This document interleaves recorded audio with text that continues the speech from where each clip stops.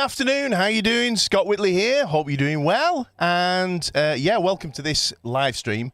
This is Q&A number 7, I believe. I think, yeah, the last 6 I did were, I think, sort of middle of last year. How you doing, guys? Who we got in the house? Niall. Thanks. Very, very kind. Yeah, well, that's the thing. I was just halfway through editing this week's video, you know, the other day, and I realized that, yeah, it was 10 years since I uploaded my first kind of like bass video, which was Slap Basics. Going to get into that in a little bit. Slap Basics 1, 2001, wasn't it? Is that right?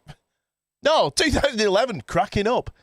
I'll tell you what it is. It's, I must have done, I don't know, scores of these live streams now, and it never gets, it never seems to get any less nerve shattering. How you doing, Lee? 10 years on YouTube, mate, he says. Can't fault it. How you doing, Stripey Fox? Is that Dee? I'm pronouncing that right. Good evening or good afternoon. I'm going to get to your question very soon. What I'm going to do, just a little warm-up. Hope this is cool. Just while we see if any more folks drop by. I'm just going to play a little bit of, it's a little preview of the bass lesson, actually, that I'm going to release next week. I was just putting together a little backing track. It's just a loop thing. But I'm just going to play that for you just while I calm down and see if anyone turns up. Here we go. Anyone else, by the way. Hey up. It doesn't want to play.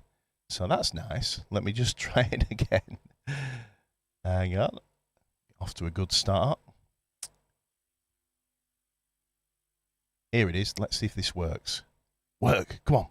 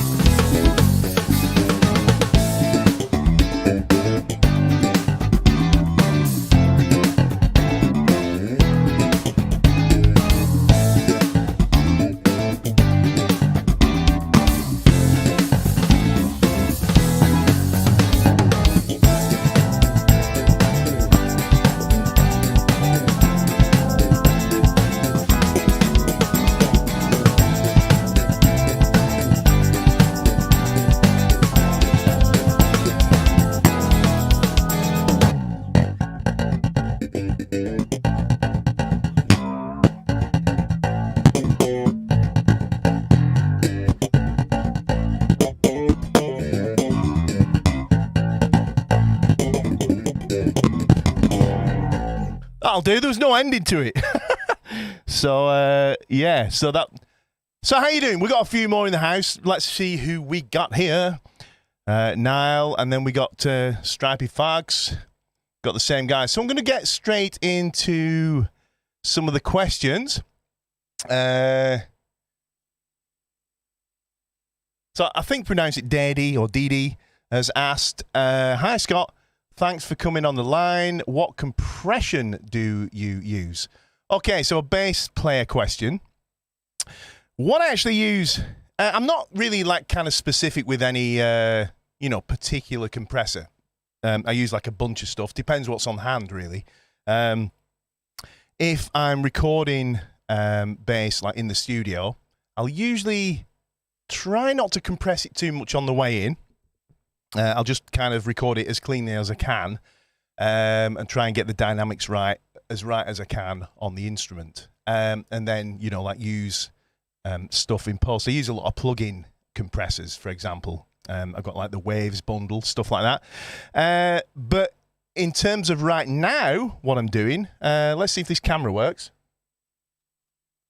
Okay, so this is my setup for, it's kind of everything, for like teaching, for doing the live streaming, and for actually making my YouTube videos as well. Yeah, and for doing the Skype teaching. So I play through this guy, which is just, you know, a cheap Zoom. I think it's like it's the latest gen, you know, the Zoom the Zoom B1 X4. And I use the built-in compressors in there. The one I'm using at the minute is, let's just have a dig in and see. One sec. Yeah, it's the one called MB Comp. And the reason is it's a two-band compressor. So if you're going to buy a physical compressor, I don't know if you've got one already, DD, I would always opt for me personally, one that will kind of do a dual band thing. And the reason is, if you're doing stuff that's very percussive, you know, like the slap stuff, like, let me take that silly chorus off, which is very cool, actually. So you're doing that stuff, you know. Then what you can find is when you play like a big open E, it kind of squashes everything, and it kind of takes, you know, like the high end away as well, the sparkle. So like a dual band compressor does a really great job of kind of attenuating the low stuff, whilst kind of leaving the high-end stuff alone a little bit, so you get all that kind of attack. And I like that for pick playing and for slap stuff as well. So when I'm playing live, most of the time I'm using my Trace Elliott rig, and that's got a built-in dual-band compressor, which is very cool, and works very well. So hope that answers your question. Just trying to think if there's any... Yeah, I'm not precious about any particular model. I like it to sound... most of the time quite transparent, you know, as well. So that matters. So let's see what else we've got going on down here. Love that bass, Scott, says Lee. Thank you, Lee. It's an interesting one. Is this guy here? It's a 1980s Hurricane, and it was made in by Morris Instruments. They were like one of those big factories. They made like a load of instruments for other manufacturers in Japan in the 80s. And this is a great one. And for any like musos out there, they'll know it's got Goto tuners on here and a Goto bridge, which are worth quite a lot of money. But I got this out of one of those, you know, like cash generators, that sort of thing. Didn't really know what it was, but it's a great bass. And I've done my usual. I've put a preamp in there. So I've got bass and treble, so it's kind of active now. But it's a great little bass, you know. A lot of range. It's got the P bass thing going on.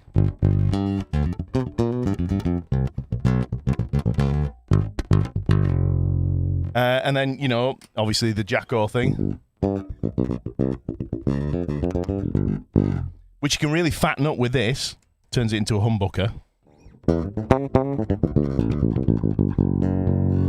So yeah, it's a cool instrument. What else have we got going down here? Cool bass and t-shirts, says Niall. Right, so this t-shirt, I don't know if anybody doesn't know, because I've been shouting about it a lot, but this is the In My Shoes t-shirt, which is like my latest and first solo release. This is the merch that goes with it. This was... Don't get jealous, guys. This was the sample one. So they've not arrived yet, but they're not far off. And yeah, again, if you don't know or if you haven't seen, I've got... Hang on. I should be able to do this better now. I've been doing this 10 years. That's the CD. All right, so that's arrived. Very, very, very cool. Really, really chuffed with that. I did like a kind of unwrapping video. That's the inside of it. It's a 4-track EP. It's almost an album, really, because Snake, the second track in, is like 7 minutes 23 long. Trusting Me is 5 minutes. And then Heaven's Tears, 4 minutes 37. And I'll Be With You Again is 3:46. So, yeah, and also there's a vinyl. This is just a test pressing of the vinyl. Just a test pressing. It's amazing. But, yeah, that's the test pressing of the vinyl. It's a double A side single, which accompanies the EP release and stuff. And that's going to be on blue vinyl and picture sleeve. So, yeah. All very cool. Right. Oh, and also, hang on. So all this stuff, you know, I'm going to post a link in a minute. I didn't come online to do this, by the way. But what are you going to do? The mugs have arrived. I've not actually opened this yet. This is Martin's next door. So I don't know if you're watching, Martin, but here's your mug. It's got, yeah, it's kind of like dusty off the box, you know, like, but yeah, that's the In My Shoes mug. So they're available as well. Very cool. Let's put that over there. Okay. Cheers, Curtis. Let me zoom in on this. Do you know, like, I just realised I should have gone to the opticians 2 years ago. These glasses are 4 years old, so I'm booked in tomorrow morning. Everything will be life-changing after that. Las Vegas, wow. Great Tone. This is Curtis Preston, guys. Great Tone. Looking forward to getting my pre-ordered SWB1 Trans Blue. Cool. I wonder if that's like this one. Or the earlier one. Very cool. And my pleasure, Dee Dee. Yeah, answering the question on the compressor there. Okay, One-Legged Duck. Who are you? I know you don't know, but these these YouTube names, I don't always know who it is. Jeff, thank you, Scott. Nice one, Jeff. So, One-Legged Duck is asking, hi, Scott, what was it like using that tiny keyboard on stage for Big Country for the I Lead On intro? Is it weird? He's asking, is it weird to switch between instruments on stage? And have I used multi-instruments on stage before? It was the first time I think I've played any kind of like keys on stage. So what he's saying is there was a couple of tours ago with Big Country. We played I Lead On. And on the record, there's a big fat drone synth thing going on. And to my ears, it needed to be there. So I said, well, I'll do that. And I got a tiny, tiny, tiny little keyboard called a nano synth, I think, was it? Tiny little thing anyway. And I used that just to play some drums. So, to be honest, I'd hardly call it keyboard playing, if I'm really honest. It was like just kind of like one finger stuff. But it was bloody hard because it wasn't a proper keyboard. There were like these touchpad things and like one wrong move and you're like, a big drone note, a semitone out, you know. So, but I really enjoyed doing it. And it felt really good when I kind of played the last note and then switched to bass. So it was very, very cool. I switched between guitar and bass a lot before, you know, and different guitars and basses. Like I've had acoustic, electric lead, electric bass, piccolo bass, and double bass. You know, and maybe had a fretless there. So I've switched around that way before, but never done any keys before. My keys playing normally stays in here on this guy. You know, this sort of thing, and I can play enough, you know, to put parts down for backing tracks and things like that.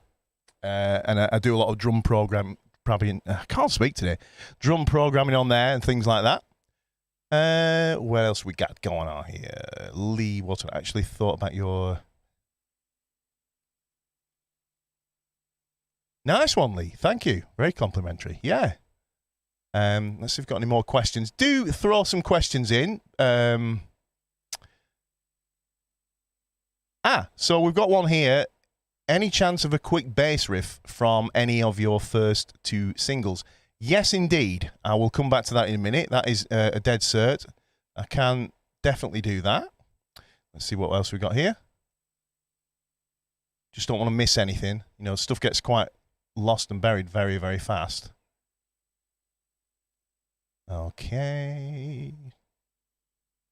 All right. All right, well, let's do that then. Right, so he's asking, Niall is asking, could I play some stuff from the first two singles? Let me just quickly talk about those two, actually. Trust in Me was... By the way, are we still streaming here? Let me just... Yes, we are, yeah. Yeah, Trust in Me was written kind of based around a riff. I came up with what I thought was a pretty cool riff, which is this guy, you know. Can't remember it. What key is it in? I'm asking you what key it's in. What's that all about? It's in A, isn't it?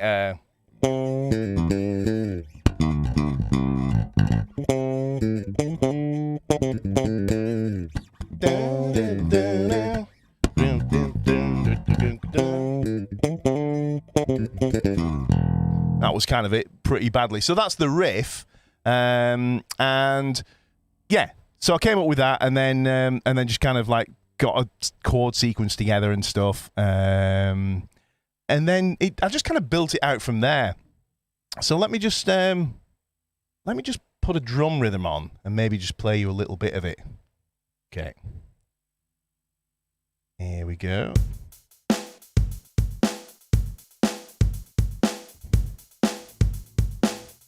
Two, three.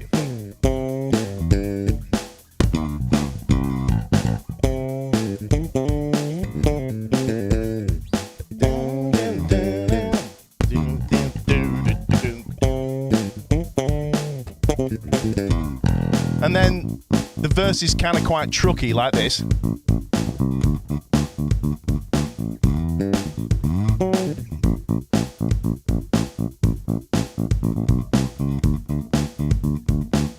And then what does it do then?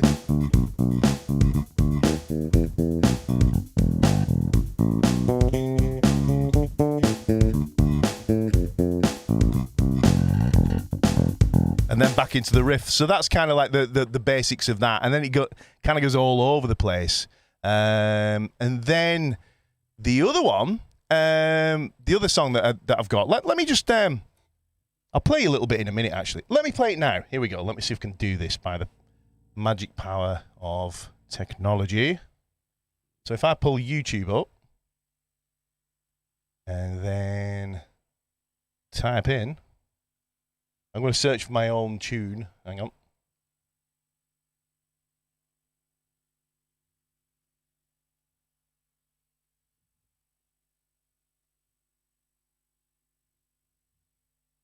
All right, here we go. So let me play a little bit of this. This is the video for it. Hopefully this will work.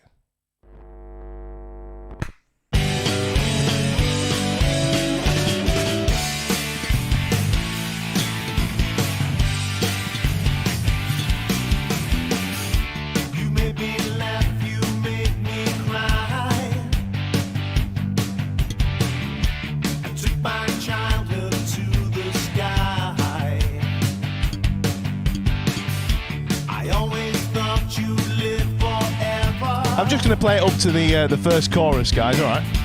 Well, now you're gone, but I will keep you in my heart, 'cause I know I'll be with you again someday. You lived your life that way. That'll do for now. Hang on. So yeah, you can hear that it's quite you know, it's quite a rocky thing. And yet, let me just come back over here. Yeah, it's quite a rocky thing. And yet the bass line is slapped all the way through pretty much, which I think is quite unusual. And it wasn't like, you know, like a competition. Can I come up with, you know, a slappy bass line? Maybe it was. I don't know, a little bit. But let me have a go, because I've not played this for ages. I did it in the video, but obviously I'd recorded the bass part a long time before that. I was just... obviously miming to the track. Let me think. Here we go. Let's get a rhythm going. So it's going to be a rock straight.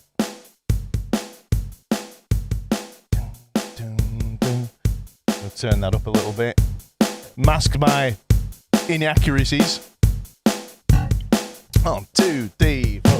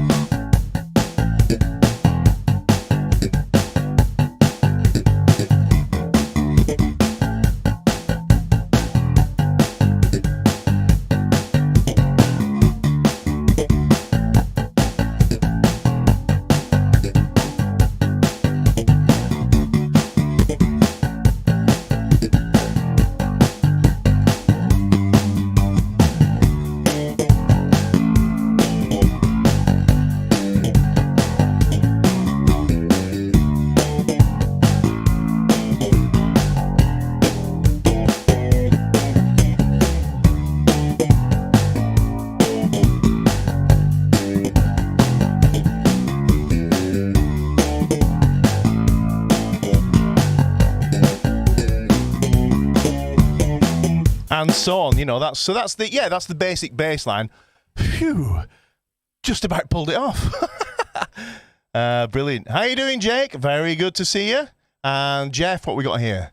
I see you have your B1X there. Can you update on your thoughts about it? So we're going back to that pedal again. Somebody's asking about this guy here. My thoughts are, it's just brilliant. It's really, really good. The quality is insane, and it just kind of lives on my desk when I'm at home. And whenever I practice, I always plug into that. The reason being, I've got the drum rhythms. That's what I just used then, you know. They're not like amazing. I wouldn't use those as drum rhythms, you know, for a live performance, you know, as in like a proper gig or whatever. But for practice, just brilliant. The effects in it are, as far as I can, you know, my ears can tell, outstanding. It's quiet, you know. It's just great. What I used to use for practice, and I kind of wish somebody still did something like this, was a little Korg Pandora. It's about the size of a cigarette packet or something. And you could plug your bass into that and then your earphones into that. I think there was a line in as well, so you could like have a track on your phone you could practice along with. And that was just really great for like traveling, you know. But it's discontinued. And the nearest thing I can find that does all that stuff is the Zoom. And, you know, it's portable enough, especially if you get the one. This is the one with the expression pedal, which I never use. But the one without is just, I don't know if you can see, the size of that guy there. So it's a lot more compact. But it's a great pedal. And I wouldn't be scared of using that, you know, on any big stage or anything. It's a great unit. People are very precious about pedals and boutique stuff, but I'm more of a kind of studio effect type guy, you know, and that I'll prefer the sound of really clean digital kind of effects and stuff. And to my ears, that does a great job of it. So yeah, highly recommended. Okay, what we got going on here? Let's have a look. I keep saying that for some reason. When you're doing the B stuff live, do you have your bass? Right. So my live BC tone, it's pretty straightforward, really. It's most of the sound comes from the amp, the Trace Elliot amp. I use and I don't usually use these things, but for pick playing with Big Country, I press the what's it called, the pre-shape, you know, which kind of like dips some of the mids out. It just sounds fantastic with the pick instantly. And then I kind of just tailor it a little bit from that. So a lot of the sound is just EQ. It's just the pre-shape on the Trace Elliot. Excuse me. And then I run the tweeters on full on the cabs and then roll off some of the highs with the graphic equalizer. So it doesn't sound so fizzy kind of thing. And then that goes straight out to front of house. I kind of insist on that because I switch things up a little bit when I play Chance, because that was, to my ears, in the studio, played fingers. I know that Tony ended up playing it with a pick a lot live, but in the studio it well sounds like fingers. So that's what I do. I kind of just change the EQ a little bit. So it's important that that translates to the front of the house. Aside from that, I use a bit of chorus. I've actually got a setup in the B1 that I did the other day that sounds great for pick stuff. I'll turn that up a little bit. I also tend to use kind of like the front pickup, you know, like a P bass. This fella, when I'm doing pick stuff in Big Country. Let me just crank it even more. Here we go.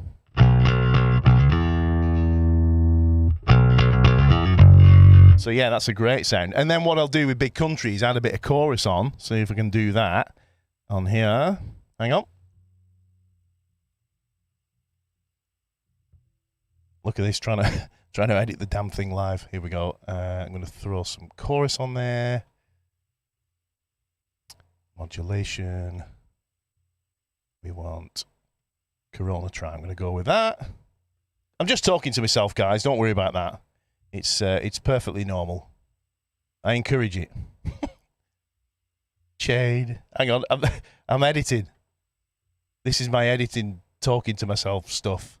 Wait a minute. See if I can do this again. Chain. Get that. Move it there. I think I've done it. Let's have a listen. There you go. So that's kind of like my big country tone in a box.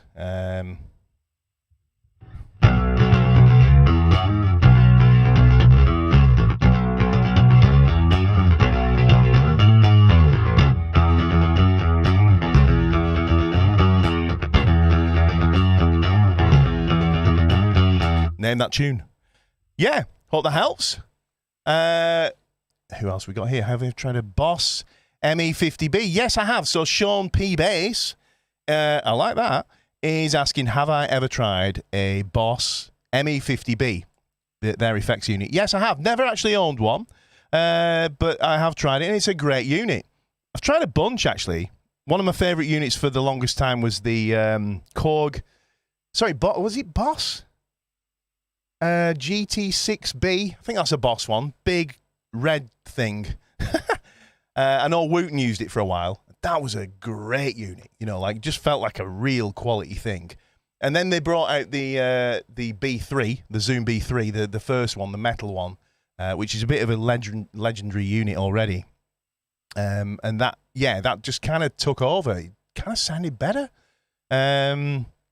And that's kind of what I've been using. I got the newer one of the B3 after I kind of, wore the other one out through using it for years on the road. And I didn't like the newer one as much. So I've got this B1-4, which I'm mainly just using for, like I say, YouTube videos. And I never use it for recording, by the way. I very, very go through any kind of pedals when I'm recording. I always do stuff in kind of post, if you like. But yeah, I have tried one. That was a long-winded answer, and it was really good. Is that Kieran? Because it's like I think it is. Yeah, the B1, the most underrated pedal ever. It is. I mean, the original ones, they did feel kind of like toys, didn't they? They kind of looked like Harvest Home. Nice one. That tune I played was Harvest Home. Yeah, the original B1s, the original ones of these pedals were very kind of plastic. They looked like a kind of 80s game controller, which I thought was really cool. Stripey Fox, Harvest Home, thanks, Scott. Tone sounds super. Thank you very much. Very kind. Let me see if we've got any more questions in. Please throw some questions this way. They don't have to be bass questions, by the way. They can be anything. And like I say, I've just realised I've been on YouTube for... I don't mean I've been, sat on YouTube watching videos for 10 years, although I probably have on and off. But yeah, I've been making videos on YouTube, it turns out, for coming up for 10 years. Let's have a look. So, Lee Waterson is asking, just quickly before I answer that, hiya Costas, how you doing, man? He is asking, is there any other band that I'd love to have worked with, aside from Level 42? Yeah, let me think about that for a minute. Any band that I'd love to have worked with? Oh, you've reposted it out there. Yeah. Let me think about this.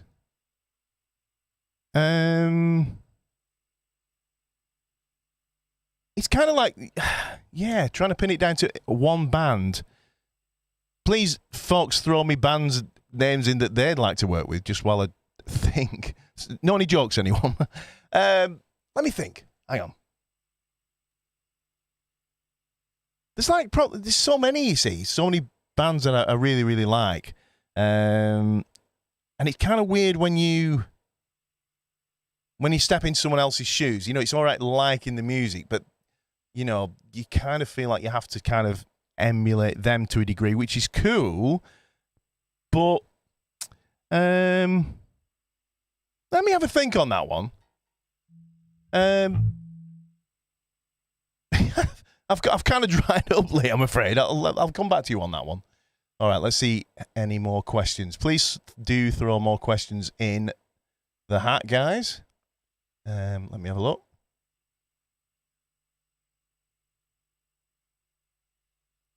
I'm just scrolling through, just scanning over here. Great tone, looking forward to... Oh, yeah, read that. Right, okay. What I'm going to do right now is I'm just going to kind of like have a look back. Actually, anybody here followed the channel for any kind of like length of time? I know a few of the names here. Does anybody remember the Slap Basics days and stuff like that? I'm going to pull that up actually, if it allows me to play and stream on the same PC. That's dangerous, I understand, but you know that's our role. Here we go. So I'm going to go back. Hang on. To, like I say, it's 2011 was the first video I uploaded. The first, if you like, intentionally bass-related video anyway. There are a few from before that, and you can go and have a look at your peril if you fancy that. Hang on. And bearing in mind, these videos were just...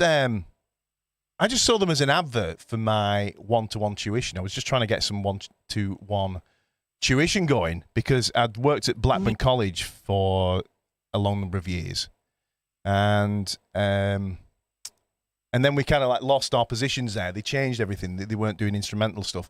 So yeah, but check it out. I'm just going to play it past the... Well, I'll just play the damn thing. Here we go. Food prep range. Make more than Yeah. ever Do you want one of before. these? Power through pizza.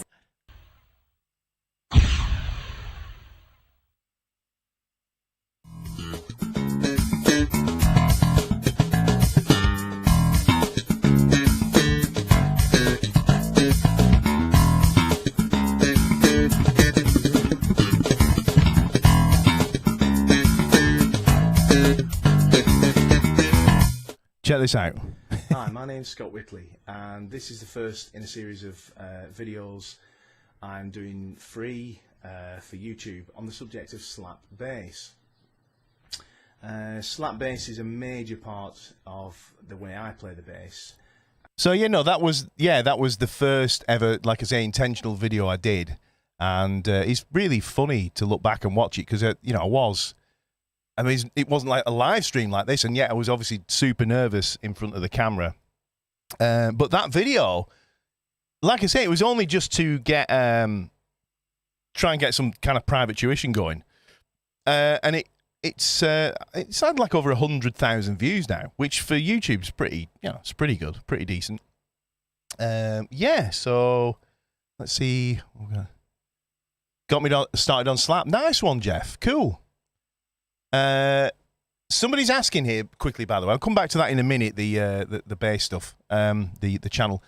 Someone's asking, have I tried a Ken Smith bass yet? I haven't actually, and they've always looked kind of cool. Really, really nice. Obviously, beautiful basses, but I've never been big on that whole boutique bass thing. I don't know if anybody here is. You know, the kind of like custom boutique-y stuff. It's just too expensive. And when I say that, my problem is I'm such a bass tart, if you like. You know, I'm always swapping my instruments around.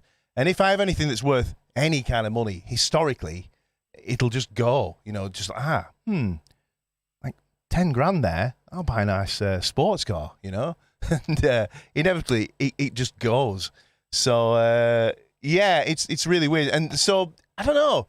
I've never really dabbled in those kind of things. It's such a massive investment, you know. Whereas if you're spending £200 or £300 on something, it's still a lot of money. But you can, if you buy used, you can get your money back, and then you can have fun and try something else. So I've kind of done a lot more of that, really. As it turns out, you know, I didn't know this was a thing, but you know, I've got this ADHD thing. It turns out I got diagnosed last year. And you're always kind of looking for something new. Things have to change up all the time to keep you kind of interested or to keep you happy almost. So I guess that's where a lot of the swapping about comes from. It's really funny. I've got, I'll see if I can grab it. Just hang on. I've got a pot of things over here. One sec.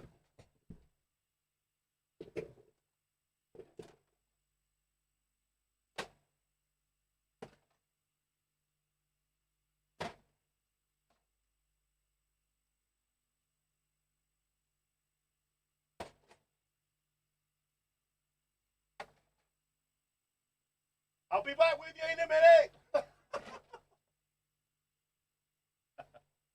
I've not disappeared. So, yeah, this is mad, right? This pot here, this tub, right, is full of, funny enough, pots. You know, the potentiometers, tone controls, you know, that sort of stuff. This is one of... This is not the first one. I've thrown these away before, right? And I always just kind of keep one back for spares. These are all pots, I kid you not, from bases that I've modified over my time, right? I don't know whether to feel like ashamed or proud. But you know what I mean? That's how much I've kind of swapped my instruments around. All right, what we got here? Is private tuition still available? Oh, thanks, Lee. Yes, I know. I can see the confidence thing has grown.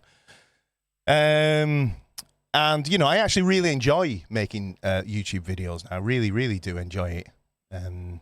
So Jeff Freeman is asking, is private tuition still available? Yes, it is. At the minute, I'm kind of trying to keep my teaching to a couple of days a week, but I've still got places. So what I'm doing at the minute is normally or historically my Skype lessons went up to $80 for an hour lesson. But because of the current situation, I've been running a thing where I'm doing 3 lessons for £75 or $99, which is kind of like what I used to charge, you know, 15 years ago locally. So if anyone wants... I'll come back to it. If anyone is interested in one-to-one lessons, then hit me up. So you can email me. I'll put the email in the chat here. It's scott@scott-whitley.com. So I've put my email there. And we can kind of talk about it. But yeah, it's just a case of PayPaling 75 over to that email address, or $99 if you prefer, if you're in US dollars, by the way. And then that gives you 3 one-hour lessons, and then we kind of correspond and put them in the calendar and all the rest of it. Right, let's have a look what we got. Let me just post a couple of links while I'm here.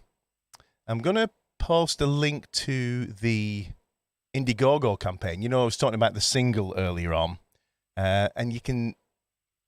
It shows as a pre-order, but if you pre-order it, you're going to get it really fast because they're actually here. I'm doing it in priority order at the minute, so the people that ordered first, when they were back in the campaign, I'm going to ship those out. And once that's done, then, you know, CDs will be shipped out in like, you know, a day most of the time. So here we go. I'm going to post the link next to this here stream. And that should have gone. And then I think I can pin that. I'm no expert. I should be, but I'm not. So there you go. Right. So please hop over there and check it out. And while we're like doing all the, you know, the kind of money things where you can support me, where you can support the channel, down at the bottom, and this is weird. I wonder if this will work. This is the actual live stream here. Down at the bottom here, if you click on that guy, you can actually drop a little donation to the channel. There's, you know, a lot of work goes into the channel, and any donations are welcome. So yeah, there you go. Right, back to the questiones. There was a, hang on, Lee. Give me a sec.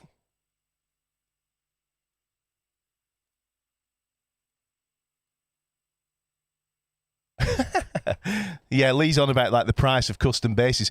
Custom basses are really, really expensive generally, because they're, you know, like one-off hand-built things, and to get them into that mass production thing, you know, you got to have one made to start with, and then if you have it built, say in China or whatever, then you know, once everything's jigged up, they tend to CNC the bodies, then you can like really knock them out fast, and they're like really accurate and all the rest of it. But yeah, my original SWB1, the first one I had built when I designed it, was made locally by Brian Eastwood, and it was pretty cheap, really, but it was $2,500, you know. It was like a really high spec thing, really high figured woods and things like that, beautiful tone woods.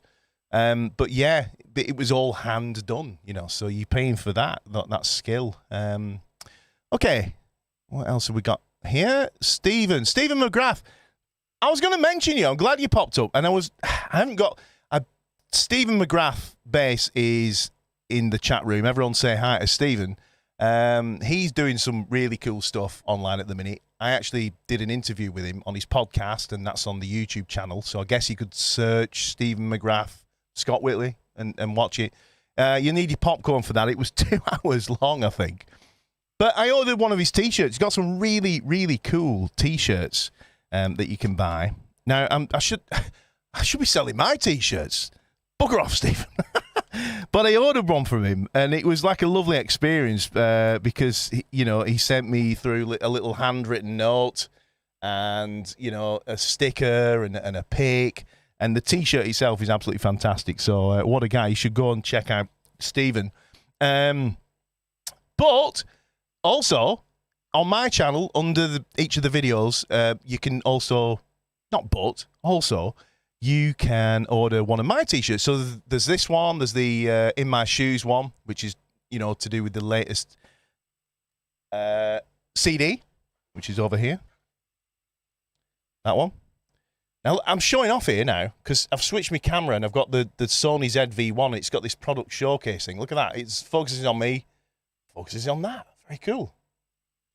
Bam. I like that. But yeah, the T-shirts are available on my channel under the videos. You'll see them there. And there's sweatshirts, hoodies, all that kind of stuff.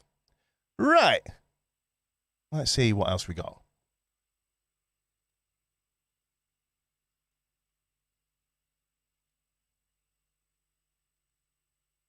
So Stephen McGrath is actually asking about the double thumb technique. Now that is this guy. So turn that down a bit. Don't want to wake the neighbours up. They might be watching. Hi, Kathy. Hi, Martin. Right, so the double thumb thing is that where you kind of play down like that, and then you play up as well. So slap bass is normally like bouncing off like this. But with the double thumb, it's like... you kind of get it going down and up. And so he's asking, am I using that technique in any other kind of ways except for, that typical funk thing? And I kind of do. I mean, I don't use it like a lot. And I do use it mostly for funk stuff. But sometimes I use it as if I'm tired, if I'm playing something and it's 16ths or it's very fast. Let me try and give you an example. Let me synthesize this. I'm only using that chorus, but let me turn that chorus off. It's too silly. Hang on. Oh, there you go. Although I kind of like it. Yeah, so let me get a drum rhythm going. Let me say, let's imagine it's like a really fast pop thing. So...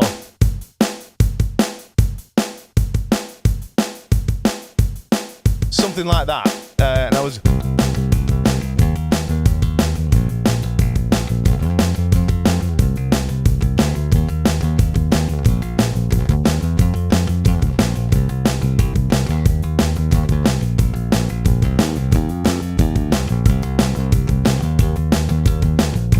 So that can get like really, tiring if you're not playing a lot. So I'm, for example, I'm not like sat playing that kind of thing a lot at the time at this time because I'm not gigging a lot.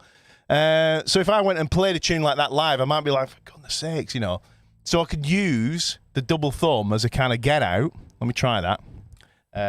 Here we go. I hope I can.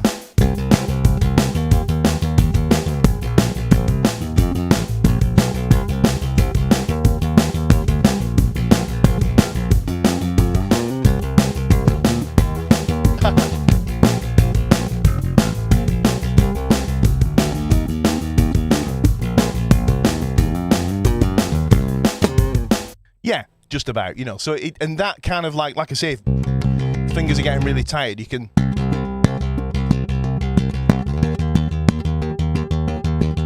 It's not exactly the same sound, of course, but it's near enough to kind of, get by, and the feel is okay. So yeah, hope that answers that, Stephen. And thank you very much, Stephen. Stephen's just done. He's just done one of these here super chat things. So that's what happens when you do a super chat, when you hit the little dollar thing at the bottom. Go on, it's really good fun. You should try it. No, thanks ever so much, Stephen. Very, very kind. And yeah, because it does support what I do. It's a bit like what's the thing people are sharing when they're doing live streams on Facebook? The tip jar. It's kind of like that. You know, you're not like, it's just a one-off thing. You're not signing up for live, by the way. All right. When will the next episode of the Lick... This is really weird. Jake Tyler is asking, when will the next episode of the Lick Library be uploaded? That was a video that was going to happen this week until, like I say, I kind of realised it was 10 years that I've been doing the channel and thought it might be cool to kind of jump online and just kind of chat about it. We're not chatted about that actually much, which is fine. In fact, what I'll probably do, I think this is a good idea, is kind of like go through the last 10 years and maybe almost like a mini kind of documentary, you know, half-hour kind of video, highs and lows, and pick out the best bits from some of the videos, the vlog stuff, and I will talk about that in a minute, actually, the vlog stuff.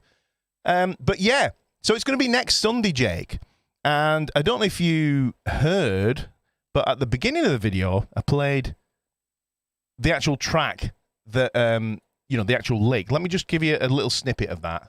One sec. So this is the next Lick Library lick.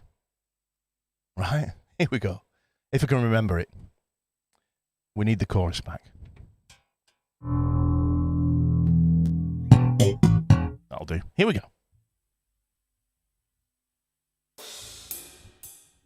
I've forgotten it already.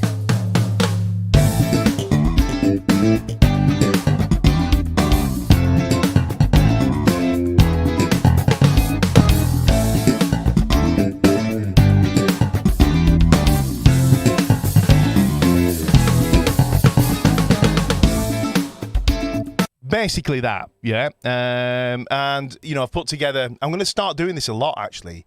I've put together backing tracks that go with it, so at different tempos, you know, from like 60 BPM right through to, I can't remember, maybe 140 BPM, so you can play at all different tempos. Thank you very much, Lee. Very much appreciated.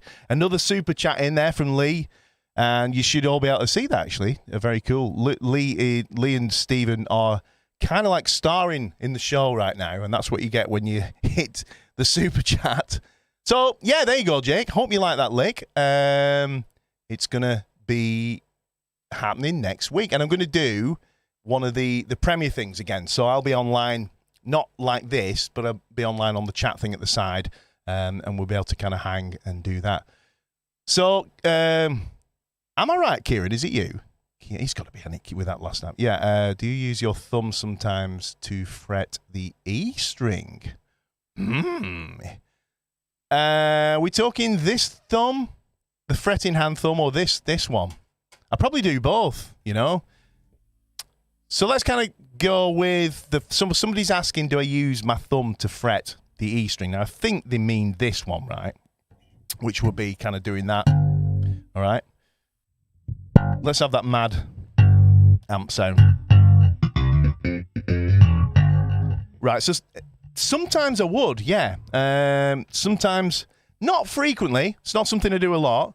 I'll tell you when I use it the most is when I'm doing, yes, he means the fretting hand. Right, I'll tell you when I use it the most is this is a little thing. It's not really a lick, but it's a little thing that I do, and I nicked it from country players, I guess, and it's this.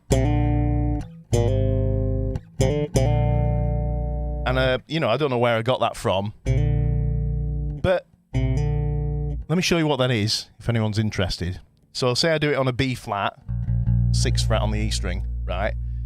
What I'm doing is playing that note, and then I'm playing that note, that's the 5th fret on the G string, and I'm hammering it on to that. Now, the bit you end up with there is like a major chord. Some people call it like, was it a 9, 10, like an 11th? I just call it a major third, an octave higher, because that's what I'm thinking. It's a major chord. So to play that like this, you know, feels really... Thank you very much, Sean. Very, very kind. Keep spreading the bass gospel. Very, yeah, I sure will. Thank you very much. Very kind, that. And Jake Tyler, thank you. Thanks ever so much. It means an awful lot. Yeah. So, yeah, let me zoom out again. So, when I'm doing this, it feels kind of horrible. It looks it, you know, look at that. It's just... So, I use my thumb for that. And that just feels... Actually doesn't look any better, does it? But it feels a lot better to me. It's a cool thing, that, by the way. Let me try and show you where you might use it, you know. Just make something up.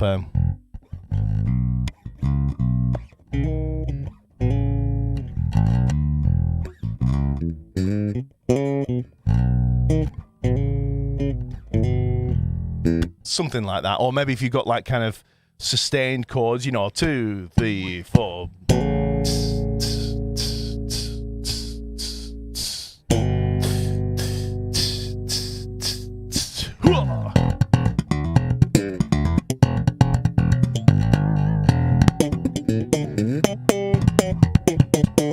Anyway, but yeah, it's that's one time when I'd use it.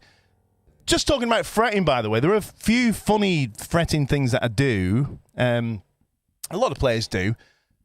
One of the things, sometimes I'll reach over and do that stuff. You know, it might be that sometimes when I'm improvising, I can't think of an name because I'm.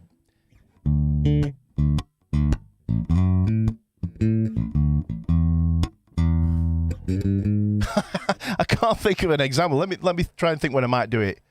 So I'd probably do it if I end on. Check this out. This might work.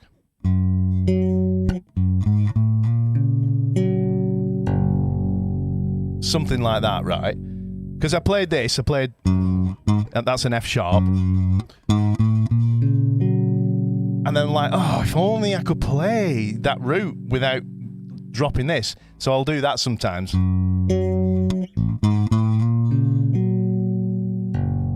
Stick it on at the bottom, all right? And that does two things. First of all, it musically finishes off what I was doing, and B, it's that thing where, you know, people see what you're doing. They'll hear that note because they see you doing something.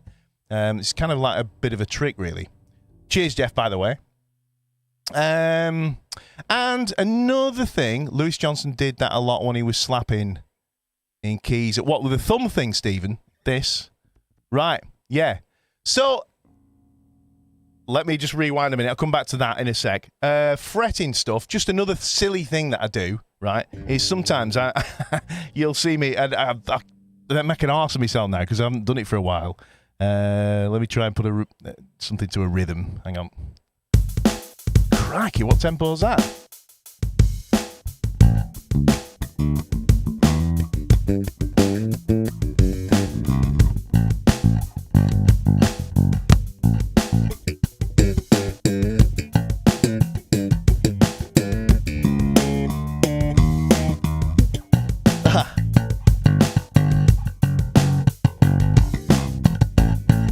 That kind of nonsense. It's literally like nonsense. There's no other reason to do that except showing off. But it's not showing off. It's showmanship, I think. Anyway, so for example, it just I was on a gig one time and I was like really into what I was doing, and I just kind of started doing it. And it wasn't like, yeah, look at me. It was just it just kind of happened, and it does from time to time. I'll be doing a gig, and that stuff just I don't know why I feel compelled to do it. But it's just kind of fun, really. And it's just a kind of... The thing is, like I said before, when you actually do something visual with the bass, it's weird, but people kind of hear it more. You know, so if you're kind of trying to make a musical point, it's easy when you've got like a screaming sax and you're, you know, and, oh, right, can't miss that.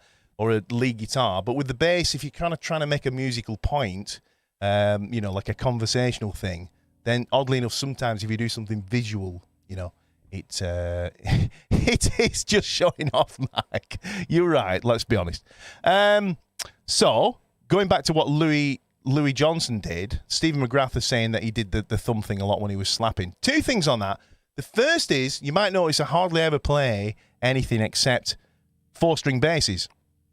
And this is the reason. I've been doing a lot of lessons lately where people have asked me how do I damp things. You know, when you're slapping or anything really. How do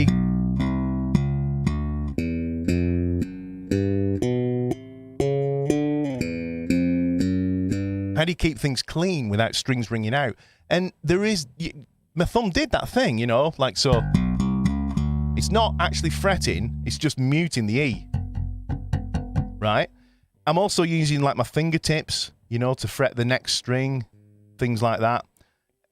So basically all these kind of techniques, these ways of keeping things clean, as soon as you like do that and you get like a 5 string and then a 6 string and all the rest of it, you've got to do everything differently. And a lot of guys do this floating thumb thing, which I've experimented with.